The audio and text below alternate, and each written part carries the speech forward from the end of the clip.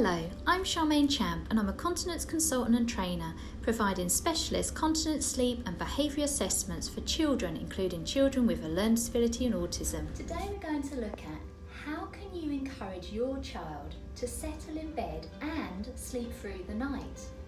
During my last two videos, I was able to share where to start with sleep routines, looking at what we do in the day and how this can affect our sleep, and identifying why our sleep-wake cycle is so important when considering bedtimes and the wake times with children aged 3 and above, including children with autism, a learning disability and complex needs.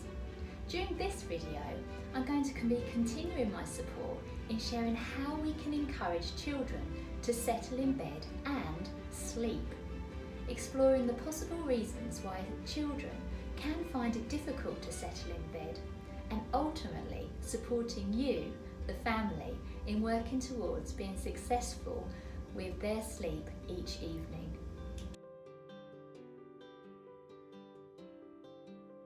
There are many factors that can affect children going off to sleep and settling in their beds, as well as sleeping through the night.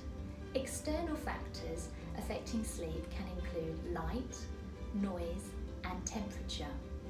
Sleep-wake cycles have been identified as a 24-hour sleep pattern with circadian rhythms regulating the body's master clock and releasing hormones and regulating the body temperature changes.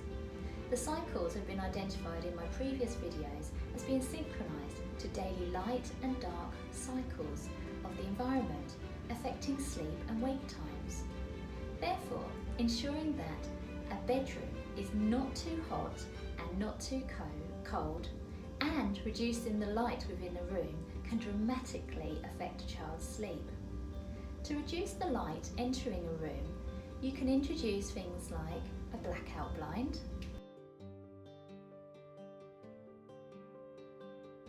you can also introduce a grow anywhere blind, which attaches to your window using suction caps and is fully adjustable to fit the window.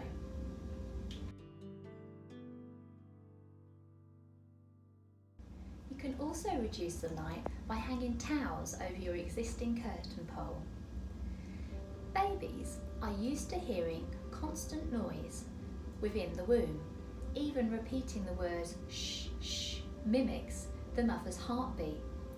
However, often when babies are born, noise is removed and a don't wake the baby approach is implemented. However, white noise can create a calming and soothing environment for our children, and even us as adults. As adults, the sea or calming acoustic music are at the top of the sounds that can help us relax. Children prefer machines, vacuum cleaners, fans or running water.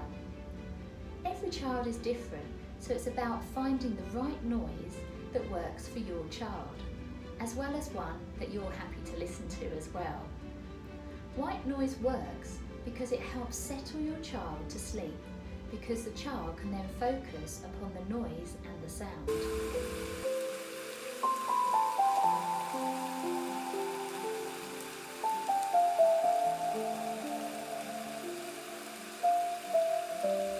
Let's discuss the importance of routine and how what we do within the day affects how and when we sleep. We've also considered the external factors affecting how our children settle to sleep, but it's also important to consider the internal factors.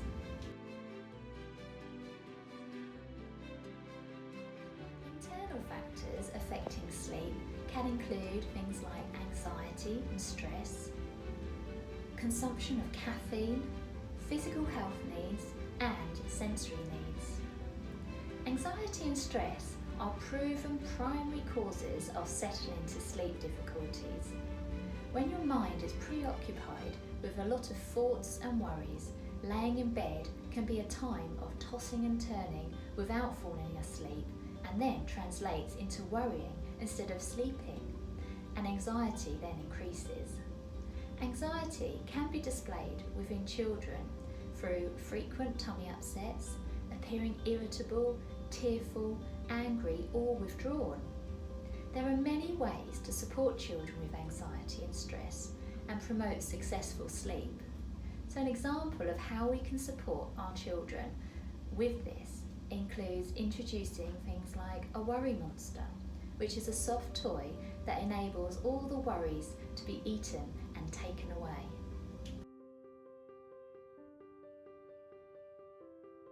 We can also support our children through introducing an opportunity to discuss and write down the worries in something like a notebook. Caffeine is a known stimulant. It's also present within many foods and drinks, including chocolate. Therefore, a review of a child's food and drink intake is essential when considering difficulties in settling to sleep.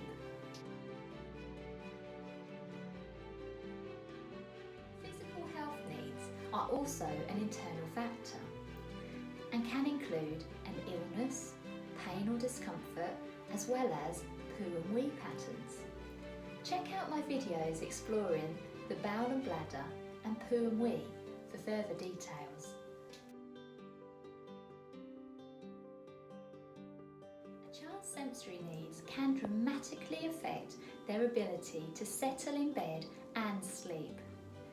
I would like to introduce my guest speaker today, which is Carolyn Rogers, who will be discussing sensory needs in greater depth and also looking at how we can support children, especially when settling to sleep.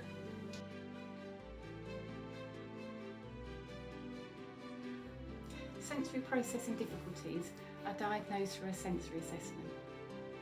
There are 8 sensory systems: auditory, tactile, visual, taste, smell, vestibular, proprioception and interoception. A child can have a difficulty in any one of these sensory systems, and quite often it's across multiple systems. Having a dysfunction with sensory processing can affect a child's ability with their daily living activities, their ability to self-regulate, their emotional regulation, their mood, the behaviours, and their ability to fall asleep and stay asleep. When a child is described as being on the go, they are often hyperactive, running around, pacing, jumping on and off furniture, very fidgety, can't sit still, and they struggle with focus and attention. Sensory factors that come into play when a child is struggling to get to sleep could be things like the temperature of the room. It might be too hot, it might be too cold. It might be the temperature of their body. They might be very hot and sweaty, or they might feel very cold. It could be the noise. There might be noise going on outside the room that's bothering them. Equally, some children like to have noise in the room to help them get to sleep. For some children, they like to have a dark room. Other children like to have a light on. Some children fidget and they're constantly moving around in the bed, which is waking them up during the night.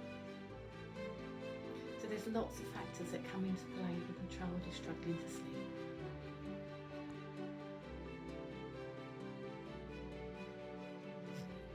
Sensory diet can be used as part of the bedtime routine, and this is recommended by the occupational therapist following the sensory assessment. Ideally, these activities are done about an hour before bedtime. Some activities can include things such as mindfulness. Yoga is an excellent activity to do. You can have things like body awareness cards. You can use things such as a body sock. A gym or peanut ball are really good. You can squish those against a child's body, or you can get them to use their hands and feet to push against the ball. Things such as a cosy canoe. An indoor swing is excellent. It provides really gentle vestibular input that can help to calm the body. A fidget bum is a really good thing to use. This is stretchy material that fits underneath the mattress and then zips up. This is really good for children who fidget in bed and move around a lot, as it just provides gentle proprioceptive input to help them fall asleep and stay asleep. Weighted blankets are also excellent to use. Please follow the guidelines that the occupational therapist gives you, but these again will help a child to fall asleep. Thank you ever so much, Carolyn, for joining me today and being my special guest. So, during this short video, I've been able to share further ideas of how to improve your child's sleep, developing bedtime routines, sharing how we can encourage children to settle in their beds and sleep through the night. We've also been able to explore possible reasons why children can find it difficult to settle in their beds, with external factors like light, noise and temperature, and the internal factors like anxiety and stress, consuming caffeine, physical health needs and sensory needs for children aged 3 and above, including children with autism, a learning disability and complex needs. As a continence consultant and trainer providing specialist continence sleep behaviour assessments, advice, support and training, I'm really looking forward to supporting you further through this series of videos, and I look forward to sharing further advice with you within my next video. If you or your family would like individualised support or any further advice, please feel free to contact me via my business page or email, and I'll attach the details to this video for you. I really look forward to continuing to support you as a family to help your child work towards being successful with their sleep, continence or behaviour needs in the future. See and speak to you soon.